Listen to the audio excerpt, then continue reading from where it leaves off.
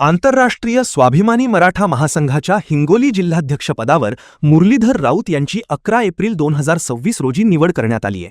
महासंघाचे संस्थापक डॉक्टर कृषीराज टकले पाटील यांनी राऊत यांना ऑनलाईन नियुक्तीपत्र देऊन ही महत्त्वाची जबाबदारी सोपवली.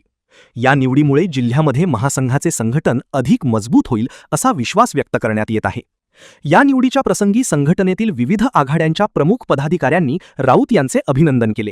यामध्ये प्रामुख्याने महिला आघाडी महाराष्ट्र प्रदेश कार्याध्यक्ष व महिला आघाडी राष्ट्रीय उपाध्यक्ष शिवशंभूप्रिया जांभळे, इतिहास आघाडी महाराष्ट्र प्रदेश अध्यक्ष सरलष्कर महेंद्र नाईक निंबाळकर, महाराष्ट्र प्रदेश निरीक्षक भानुदास वाबळे पाटील आणि महिला आघाडी प्रदेश समन्वयक शोभनाताई मानकर यांनी शुभेच्छा दिल्या.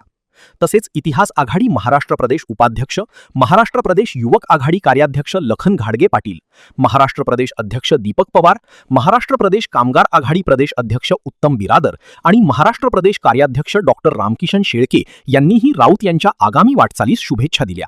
यासोबतच रुपेश दळवी, अभिजित खैरे आणि महाराष्ट्रातील सर्वच स्तरावरील पदाधिकाऱ्यांनी त्यांचे अभिनंदन केले असून मुरलीधर राऊत यांच्या नेतृत्वाखाली हिंगोली जिल्ह्यात सामाजिक कार्याला मोठी गती मिळेल अशी भावना व्यक्त होत आहे.